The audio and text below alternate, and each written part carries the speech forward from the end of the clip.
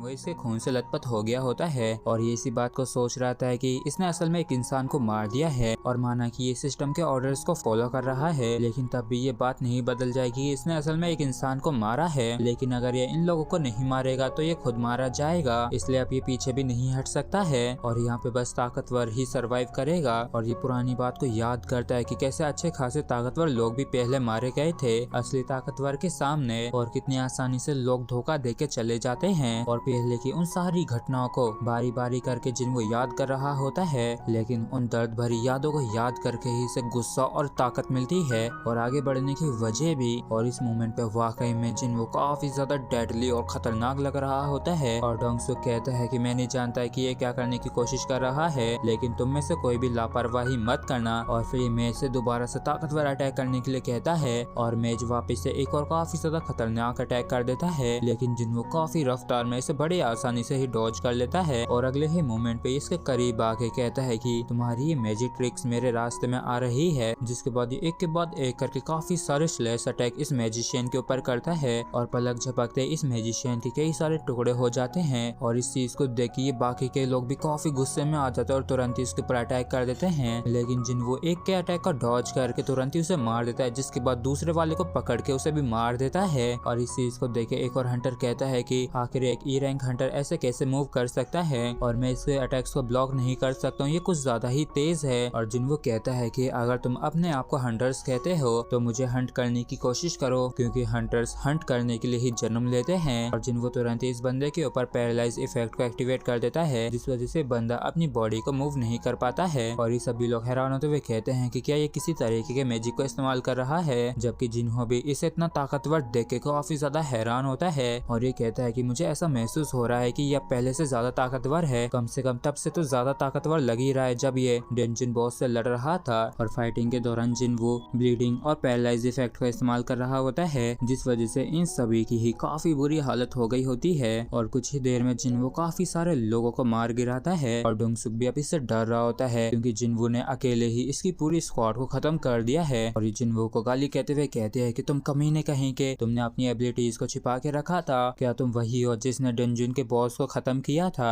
और मैंने बिल्कुल भी नहीं सोचा था कि मेरा हर एक आदमी मार दिया जाएगा और अब मैं तुम्हें दिखाऊंगा कि सभी सी रैंक एक जैसे नहीं होते हैं। और इतना कि डोंगसुक काफी खतरनाक तरीके से अपनी पावर को बढ़ा लेता है और काफी खतरनाक तरीके से जिन्वो की तरफ अटैक करने के लिए बढ़ने लगता है और सोचता है कि इसी से कोई भी फर्क नहीं पड़ता है कि इसकी स्ट्रेंथ कितनी ज्यादा खतरनाक है, ये पक्का इतने सारे लोग और डंजन बॉस से लड़ने के बाद थक गया होगा और थकावट की वजह से ये उस डैगर के दम पे मेरा बाल भी वाका नहीं कर पाएगा। और ये वाकई में एक इनक्रेडिबल डैमेज डीलर है, लेकिन इसके पास इतनी ताकत नहीं है कि ये मेरी पावर एनहेंसमेंट स्किल को मात दे सके और हमारे एक ही क्लैश में ये मारा जाएगा। लेकिन अगले ही मोमेंट पे हम जिन्वो के हाथ को इसके थोबड़े के ऊपर देखते हैं और जिन्वो कहता है कि मिस्टर हुआंग डोंगसुक तुम काफी स्ट्रॉन्ग हो, लेकिन एक चीज है जिसके बारे में तुम नहीं जानते हो। और ये डोंगसुक के मुंह को काफी जोर से जमीन में दे मारता है और कहता है कि मैं बिना थके लेवल अप कर सकता हूँ, जबकि डोंगसुक को भी समझ में नहीं आता है कि अचानक से इसके साथ ये क्या हुआ, क्योंकि जिन्वो ने पलक झपकते इसे जमीन में गाड़ दिया है। और मैं इसके बारे में बिल्कुल सही था कि ये किसी भी हाल में ई रैंक का तो नहीं है, मतलब कि ये एक फॉल्स रैंकर है। और डोंगसुक कहता है कि रुको, मुझे मत मारो, अगर तुम मुझे बख्श देते हो तो मैं तुम्हें काफी सारा पैसा दूंगा और तो और तुम यहाँ के सारे माना क्रिस्टल्स और एसेंस स्टोन्स को भी अपने पास ही रख सकते हो।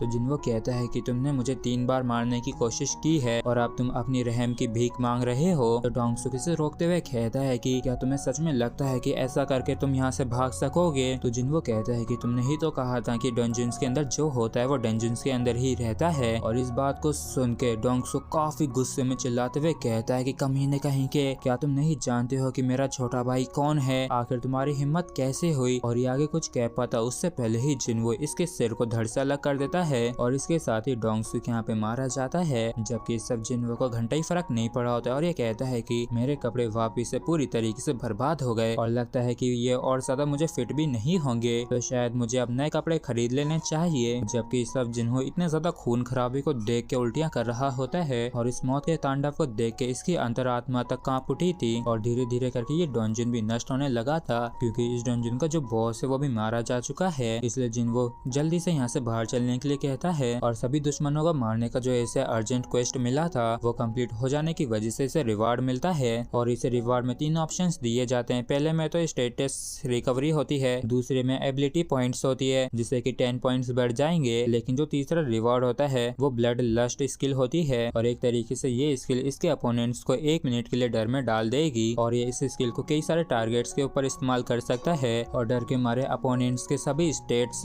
तुरंत ही हाफ हो जाएंगे। और फिर हमें यूएसए वॉशिंगटन का सीन दिखाया जाता है जहाँ पे एक बंदा नींद से उठ के कहता है कि कितनी प्यारी सुबह है, ना जाने अभी कोरिया में क्या समय हो रहा होगा और ऐसा लग रहा है जैसे कि मुझे कोई अजीब सा सपना आया हो। और इस बंदे की मसल्स तो वाकई में काफी गजब की होती हैं। जिसके बाद में सर्विलेंस एसोसिएशन का सीन दिखाया जाता है जहाँ पे एक बंदा मिस्टर वो चिंजुल के पास आके रिपोर्ट करते हुए कहता है कि हाल ही में 8 हंटर्स मर गए हैं एक सी रैंक डंजन रेड के दौरान और जो सरवाइव किया है वो सिर्फ एक डी रैंक और एक ई रैंक का हंटर है। तो जिंजुल इस मैटर को नजरअंदाज करते हुए कहता है कि ऐसा तो होता रहता है। तो ये बंदा बताता है कि इन लोगों ने असल में भागने की वजह डंजन को पूरा क्लियर किया है और इनमें से जो डी रैंक का हंटर यू जिनहू है उसने काफी एक्सपेंसिव आर्मर पहन रखा था। तो मुझे लगता है कि इसी ने ही सी रैंक बॉस को हराया होगा, लेकिन वो बॉस तो एक जाइंट आर्चर्ड स्पीसीज का हिस्सा था। तो मतलब कि ये जो बॉस था ये कोई बड़ी मुसीबत नहीं था स्किल्ड हंटर्स की एक पार्टी के लिए। लेकिन ये काफी अजीब बात है कि एक ही पार्टी के 8 लोग मारे गए। तो जिंचुल कहता है कि इधर उधर की बातें करना बंद करो, सीधे मुद्दे की बात बोलो, क्योंकि अगर असल में तुम्हें कुछ सस्पिशियस लगता तो तुम मेरे पास तो नहीं आते बल्कि तुम इस चीज को खुद ही संभालते। तो ये बंदा बताता है कि जो दूसरा सर्वाइवर है वो और कोई नहीं सुंग जिनवू है और ये वही डबल डंजन इंसिडेंट वाला हंटर है। और सुंग जिनवू का नाम सुनते ही से याद आ जाता है कि ये किसके बारे में बात कर रहा है और ये कहता है कि ये बात तो एकदम सच है कि दाल में कुछ तो काला है, लेकिन तुम्हें चिंता करने की कोई भी जरूरत नहीं है क्योंकि इसे चेक करने के लिए हमने जो मानामीटर का इस्तेमाल किया था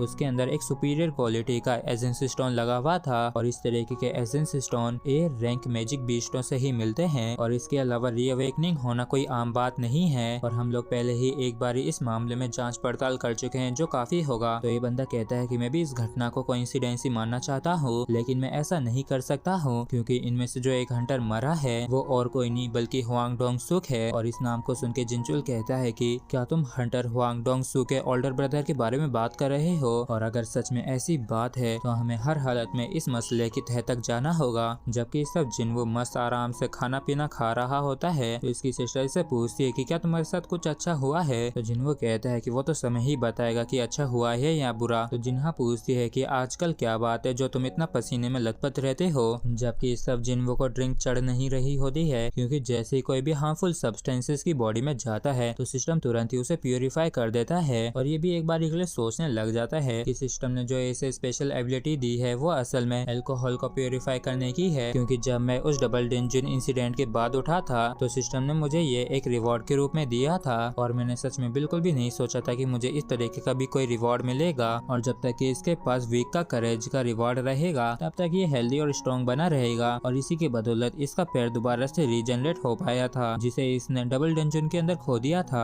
और इस रिवॉर्ड की मदद से ये रिकवर कर सकता है और अगर बॉडी पे कोई डैमेज आता है तो ये उसे रिस्टोर भी कर सकता है। और ये हर प्रकार की डिजीज से इम्यून है और यहाँ तक कि किसी भी प्रकार का पॉइजनस सब्सटेंस भी इसे हानि नहीं पहुँचा सकती है और इसकी जो रीजनरेशन एबिलिटीज है वो सोने पर काफी बढ़ जाएंगी। और जिसे इसे पता चलता है कि ये सभी पॉइजनस सब्सटेंसेस से इम्यून है, इसे एक चीज याद आती है और आप लोगों को भी याद होगा कि इसने जब पहली बार उस स्नेक मॉन्स्टर को हराया था तो रिवॉर्ड में इसे उस डैगर के साथ साथ एक पॉइजन भी मिला था और ये उसी के बारे में सोच के यहाँ से जा रहा होता है। तो जिन्हा कहती है कि जिनवो क्या तुम ये नहीं खाओगे, अगर नहीं खाओगे तो मैं सब कुछ खा जाऊंगी। तो जिनवो कहता है कि अगर तुम्हें मोटा होना तो तुम बेशक खा सकती हो। जबकि जिन्हा कहती है कि ये जब से वर्कआउट करने लगा है तब से मुझे समझ में आना भी बंद हो गया है, लेकिन अब ऐसा लगता है कि इसकी जो पर्सनैलिटी वो बदल गई है और तो ही काफी स्मार्ट में लगने लगा है, शायद एक्सरसाइज करने की वजह से होगा। और ये पूछती है कि क्या दोबारा से कुछ डंजन में हुआ है। जबकि सब जिनवू अपने रूम में आ गया होता है और ये तुरंत ही कासा का वेनम ग्लैंड को बाहर निकाल लेता है और ये कहता है कि अगर मैं ऑटोमेटिकली पॉइजन से रिकवर हो सकता हूँ तो फिर इस चीज का भी मुझ पे कोई असर नहीं होगा। और चलो इतना ज्यादा सोचने की भी जरूरत नहीं है और तुरंत ही ये इस पॉइजन को पी जाता है, लेकिन सिस्टम तुरंत ही इसे डिटॉक्सिफाई कर देता है जिसकी वजह से जो मसल डैमेज आने वाला था कासा का वेनम पॉइजन की वजह से वो इस पे नहीं आता है, बल्कि इससे तो ये थोड़ा ज्यादा ताकतवर हो जाता है। और तभी जिन्हा इसके पास आके कहती है कि जिनवो क्या तुम किसी यू जिनहो नाम के बंदे को जानते हो,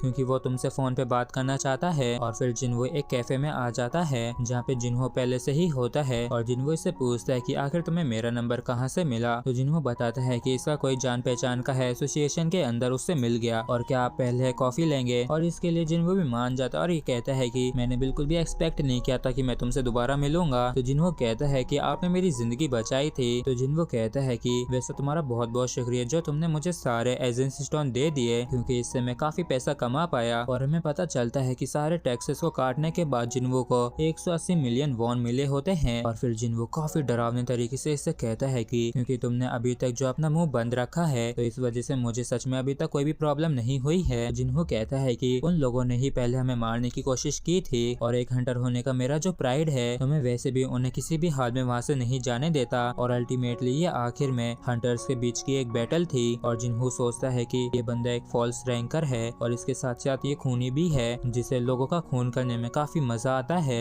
इसलिए आमतौर पर तो मैं ऐसे लोगों को अपने करीब भी नहीं आने देता हूँ। लेकिन तभी जिन्हो कहता है कि आखिर तुम मुझसे मिलना क्यों चाहते थे। तो जिन्हो कहता है कि सर असल में मैं एक प्राइवेट स्ट्राइक स्क्वाड बनाना चाहता हूँ। और इस चीज को सुनते जिन्हो तुरंत इस चीज के लिए इनकार कर देता है और पहले ही इसके इनकार को सुन के जिन्हो के काफी तगड़े वाले होश उड़ जाते हैं और ये कहता है कि रुकिए, पहले मुझे अपनी बात को तो खत्म करने दीजिए कि मैं क्या कह रहा हूँ। तो जिन्हो कहता है कि मुझे कोई जरूरत नहीं है इन सबको सुनने की, क्योंकि तुम एक स्ट्राइक स्क्वाड बनाना चाहते हो जिसमें तुम मुझे ज्वाइन करवाना चाहते हो और अब कोई हैरानी नहीं है कि क्यों तुम मुझसे मिलना चाहते थे। और वैसे भी मेरा उन अमीर लड़कों के लफड़े में कोई भी इंटरेस्ट नहीं है जो कि हंटिंग को एक हॉबी के रूप में देखते हैं। और अगर तुम्हें और कुछ नहीं कहना है तो मैं चलता हूँ। तो जिन्हो चिल्लाते हुए कहता है कि बस 20 बार नहीं बस 19 बार मेरा साथ दीजिए। तो जिन्हो कहता है कि कहाँ, डंजन में। तो जिन्हो कहता है कि हाँ मैं आपसे वादा करूंगा कि आपको अच्छे से कंपनसेट किया जाएगा। तो जिन्हो कहता है कि क्या तुमने पिछली बार से कुछ भी सीखा नहीं है क्या कि हंटर्स ना सिर्फ बीस्टों को आसानी से मार सकते हैं बल्कि लोगों को भी, और रेड करना किसी तरीके का कोई खेल नहीं है। और ये जानने के बाद भी तुम एक स्ट्राइक स्क्वाड को बनाना चाहते हो और डंजन्स के अंदर लड़ना चाहते हो और इतने ज्यादा डरावने इंसिडेंट होने के बावजूद भी तुम आखिर ऐसा कैसे करना चाहते हो। क्या तुम सच में पागल हो गए हो? रुको, क्या तुम एक गिल्ड मास्टर बनना चाहते हो? तो जिन्हो कहता है कि हाँ मैं बनना चाहता हूँ, प्लीज सर आप एक बार ही सुन लीजिए कि मैं क्या कहना चाहता हूँ। और ये रोते हुए जिन्हो को पकड़ लेता है और जैसा कि आपने कहा तो मुझे एक गिल्ड मास्टर बनने से पहले एक लाइसेंस की जरूरत है और अगर कोई हंटर होता है तो उसे गिल्ड मास्टर का लाइसेंस मिलना मुश्किल नहीं होता है और इसके लिए कम से कम हंटर को 20 रेड्स का एक्सपीरियंस होना जरूरी है। और लास्ट टाइम मैं अपनी फर्स्ट रेड में गया था, इसलिए अब मुझे सिर्फ 19 और रेड्स के अंदर पार्टिसिपेट करना है। और हाँ बिल्कुल, इसके अलावा एक रिटर्न टेस्ट भी होगा, लेकिन मुझे अपने आप पे इतना तो विश्वास है कि मैं इतना ज्यादा स्मार्ट हूँ कि उसे क्लियर कर लूंगा, क्योंकि वैसे भी मैं अपने फादर की कंपनी के ऊपर कब्जा नहीं कर सकता हूँ। तो जिन्हो कहता है कि ओ हाँ तुम तो यूजिन कंस्ट्रक्शन के दूसरे बेटे हो। तो जिन्हो कहता है कि हाँ अगर ईमानदारी से कहूँ तो मैं जो गिल्ड मास्टर बनना चाहता हूँ इस चीज का हमारी कंपनी के प्लान के साथ कुछ लेना देना है और इसी वजह से मेरे फादर एक गिल्ड को फॉर्म कर रहे हैं। और क्योंकि डंजन्स काफी ज्यादा डेंजरस होते हैं लेकिन वहाँ पे कई सारे बेशकीमती ट्रेजर्स भी इनके अंदर छिपे रहते हैं और ये जो एजेंस स्टोन्स और माना क्रिस्टल्स होते हैं ये तो बस आइसबर्ग की टिप ही होती है। और यहाँ तक कि मैजिक बीस्टों की जो लाशें हैं उन्हें भी मटेरियल्स के रूप में इस्तेमाल किया जा सकता है और यहाँ पे मिलने वाला कुछ भी बेकार नहीं जाता है। तो ये जाहिर सी बात है कि इतनी बड़ी कॉर्पोरेशन इसमें इन्वॉल्व होना चाहती है और तुम ये कह रहे हो कि कंपनी हंटर्स को काम देगी जिससे कि वो डंजन्स के अंदर जाके उसे क्लियर कर सके, जिससे कि कंपनी को ही प्रॉफिट होगा। मतलब कि अब से कंपनी सेल्फ सफिशिएंट होना चाहती है। जिन्हो कहता है कि एग्जैक्टली सर मैं भी यही कह रहा हूँ कि मेरे फादर एक एस रैंक हंटर को गिल्ड मास्टर बनाने के लिए हायर करना चाहते हैं, जबकि मेरा Elder brother vice guild master बनेगा जिससे कि गिल्ड भी कंपनी की तरह चलाई जा सके। और इस चीज को सुन के जिन्हो सोचता है कि लेकिन पूरी कंट्री के अंदर सिर्फ 9 एस रैंक हंटर्स हैं और अगर ये किसी एक ऐसे एस रैंक हंटर को ढूंढ रहे हैं जो कि किसी भी गिल्ड में ना हो तो इनके लिए भी